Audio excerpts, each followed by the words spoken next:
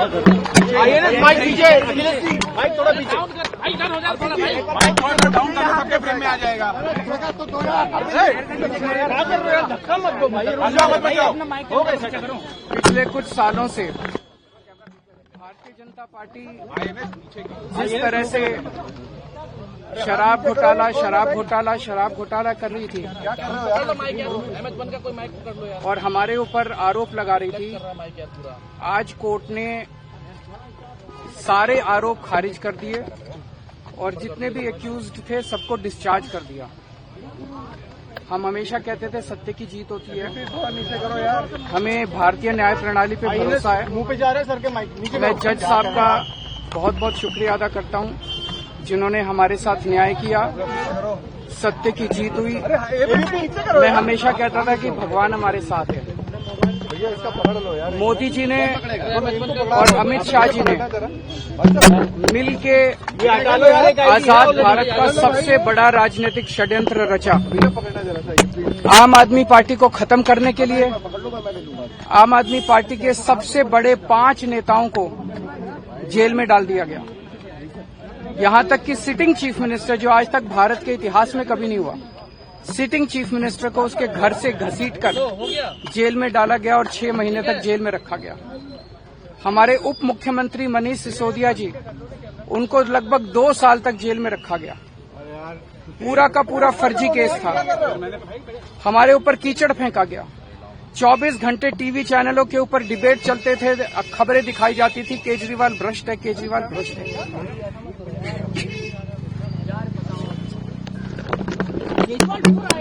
अरे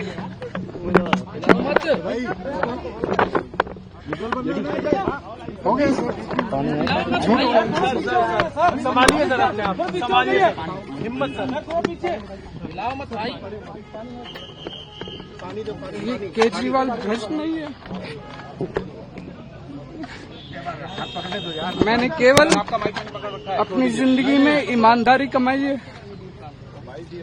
इन्होंने झूठा केस लगाया और आज ये साबित हो गया। कोर्ट ने कहा है कि केजरीवाल कट्टर ईमानदार है, मनीष सिसोदिया कट्टर ईमानदार है, आम आदमी पार्टी कट्टर ईमानदार है। मैं प्रधानमंत्री जी से कहना चाहता हूं, सत्ता के लिए इस तरह से खिलवाड़ मत कीजिए देश के साथ, इस तरह से संविधान के साथ खिलवाड़ मत कीजिए। आपको सत्ता चाहिए, अच्छे काम कीजिए। आज देश के सामने इतनी बड़ी बड़ी समस्याएं हैं, महंगाई है, बेरोजगारी है, पूरे देश में सड़कें टूटी पड़ी है, चारों तरफ पोल्यूशन ही पोल्यूशन हो रहा है, चारों तरफ देश में इतनी समस्याएं हैं। उन समस्याओं का समाधान करके सत्ता में आइए ना। केजरीवाल पे, आम आदमी पार्टी पे झूठे केस क्यों करते हैं? अच्छा काम करके सत्ता में आइए।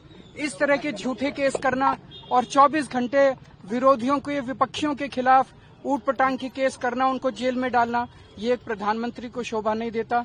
इससे देश आगे नहीं बढ़ेगा। देश आगे तब बढ़ेगा जब जनता की समस्याओं का समाधान किया जाएगा।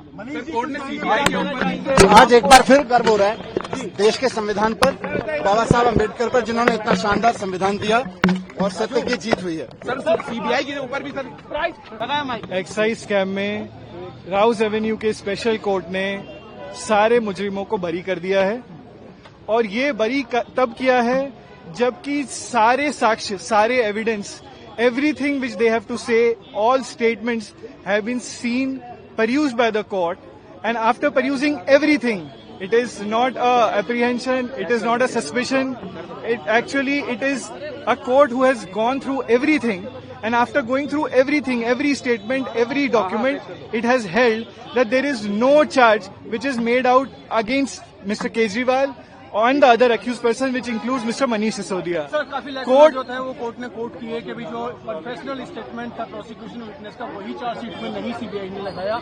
इन लेखों पे क्या कोर्ट ने कहा है?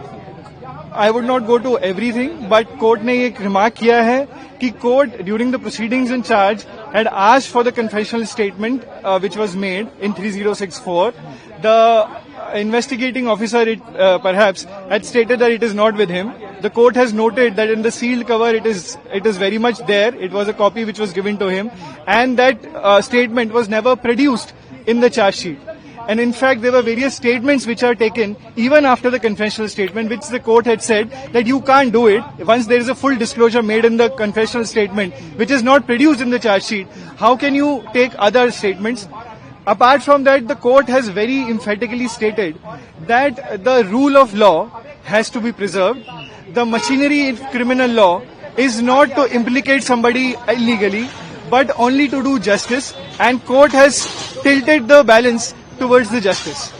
सर एक और चीज कही, जो प्राइस फिक्सेशन का मामला था उसमें कहा कोर्ट ने कि वो पूरा डेलिब्रेशन, डिस्कशन और जो ईएम का अप्रूवल था उसके बाद ही किया गया। सो एलिगेशन सीबीआई का ये था कि जो पॉलिसी बनाई गई उसमें मैनिपुलेशन किया गया, उसमें फर्जी दस्तावेज जोड़े गए। कोर्ट ने ये कहा है कि जब एक्साइज पॉलिसी बनी उसके जितने भी एविडेंस, जितनी भी कोर्ट फाइल, जितने भी कैबिनेट नोट, जितने भी ऑफिशियल नोटिंग है, अगर आप उनको देखेंगे तो आप पाएंगे that the policy has been put to every institution in the machinery, and it cannot be said that only one person has made this. In fact, the court has drawn a parallel where the court had said that the policy was also given to the office of Honorable LG. Honorable LG has also looked at it, and Honorable LG has also approved the policy. The court had said that if you are making Mr. Manish Sisodia or Mr. Kejriwal as an accused, why was not other person who were involved in the excise policy not made an accused?